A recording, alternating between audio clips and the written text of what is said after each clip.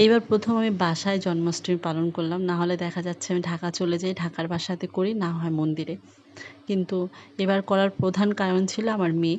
ও যেহেতু বড় হচ্ছে, আমি চাচ্ছিলাম যে ও এইসব অনুষ্ঠানের সাথে পরিচিত হোক, এই যে আয়োজনের সাথে পরিচিত হোক, ও দেখুক। আরও একটা প্রধান কারণ ছিল, সেটা হলো যে এদিন ওর বাবা বন্ধ পেয়েছে, মানে ছুটি ছিল। তো আমি চাচ্ছিলাম যে এই আয়োজনগুলো আমরা ৩ জনে মিলে একসাথে করি, আমার মেয়ে এটা উপভোগ করুক, ও দেখুক।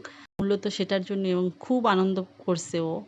আর আমার হেল্পিং হ্যান্ড হিসাবে ছিল রুষার বাবা। সে না থাকলে আমি কখনোই এত কাজ একসাথে গুছিয়ে করতে পারি না, আর পারতামও না। সে আমাকে অনেকটা সহায়তা করছে, সব কিছু গুছিয়ে দিয়েছে। আর তালের বড়াটা আমি বানানোর জন্য মানে যা যা লাগে আর কি, তারপর তালের বড়া বানাবো আর কি। আমার এর আগে দেখা যেত যে আমি তালের বড়া ২ বছর না ৩ বছর আগে জানি তালের বড়া বানিয়েছিলাম, একদমই ভালো হয় নাই।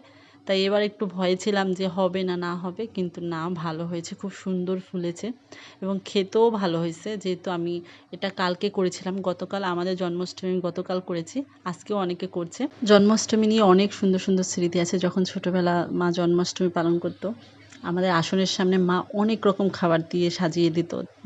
মালপোয়া, তালের বড়া, লুচি, সুজি, তারপর এক রকমের পালো আছে, আমি জানি না, ওটা বরিশালের মানুষ হয়তো চিনবে সেটা।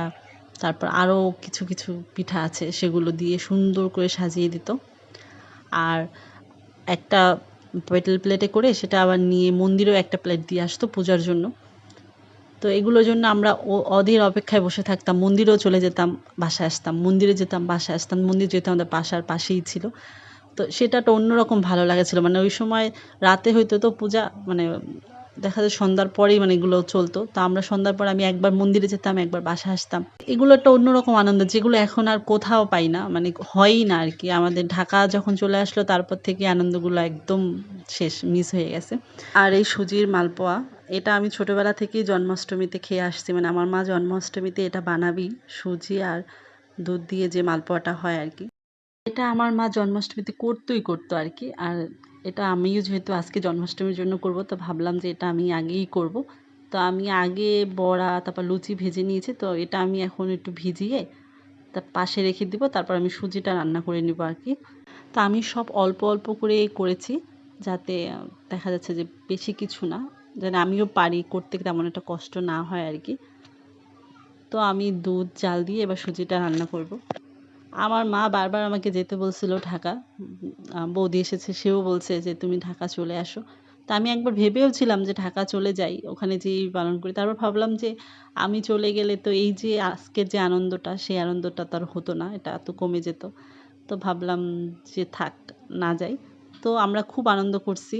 তো আমার সুজি হয়ে গেছে, এবার এর ভিতরে আমি এখন এই যে তেলটা রেখেছিলাম, তেলের ভিতরে পিঠাটা ভেজে নেব। আমি হয়তো ওরকমভাবে নিয়মকানুন মেনে কিছুই করতে পারি না, আর আমি নিয়মকানুন অত জানিও না। তো সেটা নিয়ে আমার কোনো আফসোস নেই। কারণ আমি মনে করি যেভাবে যে যেমনভাবে ডাকতে পারে তেমনই, সমস্যা নেই।